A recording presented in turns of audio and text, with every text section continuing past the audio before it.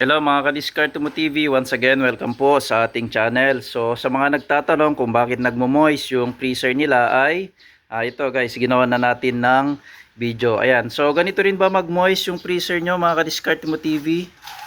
Yan, grabe oh, daming moist. Yan, okay. So kung nagwo-worry kayo mga ka-Discard mo TV na baka sira yung freezer nyo, ay wag po kayong mag-alala, no?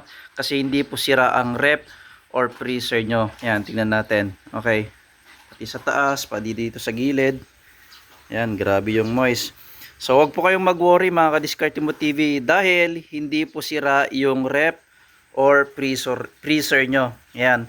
So, yung pinaka-cause ngayon mga ka-Discard mo TV is masyadong mataas yung humidity level, no?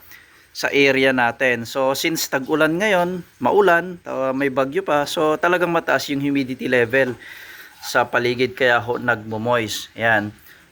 So, syempre, kailangan nyo ring i-check mga ka-Discard mo TV yung rubber gasket ng freezer o rep nyo. Baka kasi may awang to. So, isa pa yun sa nagkakos ng pag-moist.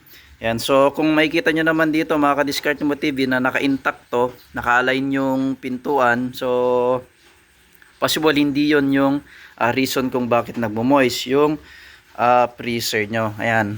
So, don't worry mga ka-Discard mo TV, hindi po sira yung rep or freezer nyo. Ayan.